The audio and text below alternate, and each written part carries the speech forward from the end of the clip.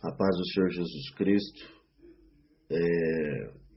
A palavra de Deus diz, 1 Pedro capítulo 4, versículo 7, em diante diz: E já está próximo o fim de todas as coisas, portanto sede sóbrios e vigiai em oração, mas sobretudo tende ardente caridade uns para com os outros, porque a caridade cobrirá a multidão de pecados, sendo hospitaleiros uns para com os outros, sem murmurações. E ele diz em 1 Pedro capítulo 2, no versículo 1, deixando, pois, toda a malícia e todo engano e fingimentos, invejas e todas as murmurações, desejai afetuosamente, como meninos novamente nascidos do leite racional não falsificado, para que por ele vades crescendo. A Bíblia fala que o maior dom que o homem pode ter é o dom do amor, né? Amar os irmãos em Cristo. Então Pedro está alertando a igreja, falando que por a gente ver que Jesus Cristo está pronto para voltar, para arrebatar a igreja, ele pede 3 coisas aqui. Ele fala, portanto, sede sóbrios e vigiai em oração. Sóbrio é aquele que Jesus Cristo me vem a palavra que ele diz, se eu não me engano, em Lucas 21:34, olhai por vós para que vosso coração não se sobrecarregue de glutonaria, de bebedice, dos cuidados dessa vida, e venha sobre vós de improviso aquele dia, porque virá como laço sobre todos os que habitam na face de toda a terra. Então, irmãos, para manter a sobriedade, é bem claro que Deus é contra a embriaguez e também a bebida. Qualquer gole, seja tomar um pouquinho de vinho, seja tomar qualquer coisa que possa escandalizar o meu irmão, né? Que eu possa fazer tropeçar, é pecado. Se eu escandalizar, ofender, enfraquecer, ou ser tropeço, pedra de escândalo para os meus irmãos, eu peco contra Cristo. Então, para ser sóbrio, não tem que deixar nada embriagar. E o que embriaga não é apenas a bebida, a prostituição embriaga, jogar videogame embriaga, viver só pensando na comida, no pão que perece, trabalhar só pela comida que perece, gastar o dinheiro naquilo que não é pão, né? Porque Jesus Cristo, ele disse, uma comida tem para comer que vós não conheceis. Ele estava falando das almas do Evangelho. Então, para manter a sobriedade, tem que estar sempre tendo fome e sede de fazer a obra de Deus. Fome e sede de justiça, de salvar as almas. E para ser sóbrio, tem que buscar, jejuar, buscar ter uma vida de jejum. Porque o jejum mata a carne. Quando a pessoa come até estufar, até não aguentar mais, é como se fosse uma embriaguez, que ela está descarregando todas as suas angústias, frustrações, alívio. Tem maior prazer nas coisas da terra do que nas coisas do céu. Não é pecado comer. Mas isso que me vem para ser sóbrio, a gente não ser como a geração de Noé, comiam e bebiam. Não ser como a geração de Ló, que Jesus falou, comiam e bebiam. Ló saiu e choveu fogo e enxofre. Eles estavam comendo e bebendo e não perceberam quando Noé entrou na arca. Então, a gente não tem que viver preocupado, ansioso com isso, Jesus falou.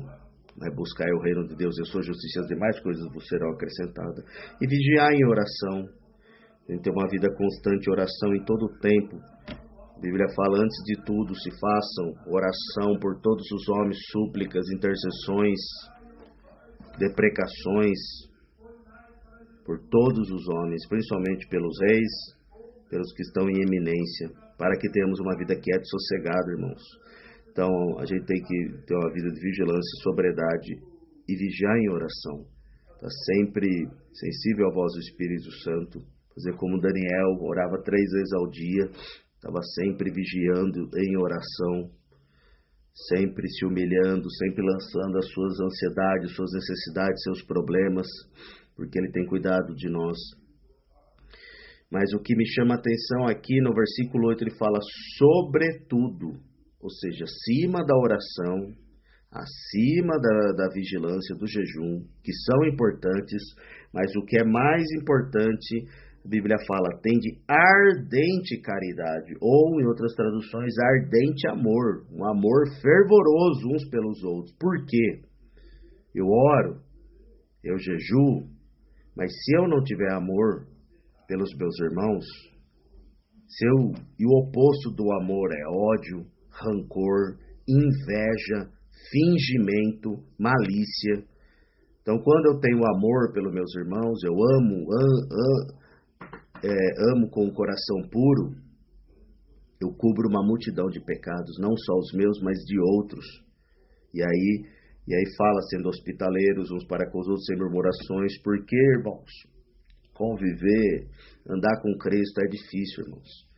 Muitas vezes a gente vai ter situações que a gente possa se decepcionar com pessoas, e até mesmo com os irmãos em Cristo, mas a gente tem que estar sempre perdoando, tem que ter sempre o coração puro, tem que ser como meninos novamente nascidos. Jesus falou, se vocês não se tornar como uma desses meninos, uma dessas crianças, de modo nenhum entrareis no reino dos céus.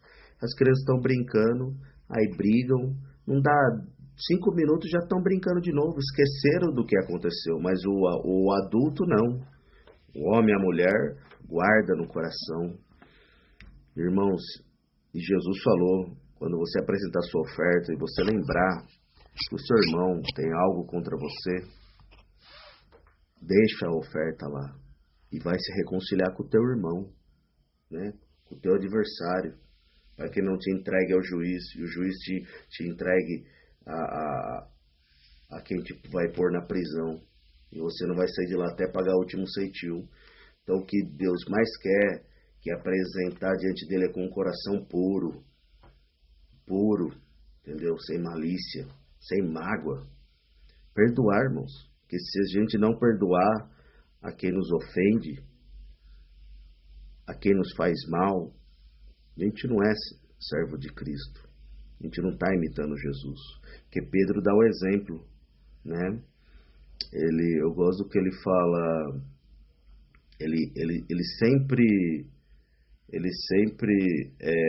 cita Cristo como exemplo, né? Deixa eu ver onde está o texto aqui. Portanto, também aqui, ó. Versículo 19, portanto, no 1 Pedro 4, os que padecem segundo a vontade de Deus, encomende-lhe as suas almas como ao fiel Criador, fazendo o bem.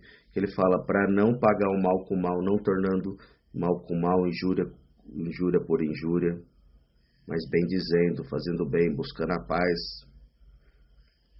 Então, hospitalidade é o oposto da avareza, porque para ser hospitaleiro você tem que se doar, você vai gastar suas coisas, né? E um coração avarento vai pensar sempre isso, sempre calculando as coisas. Mas quando a pessoa tem amor, é igual um pai ou uma mãe por um filho, ele não mede esforços.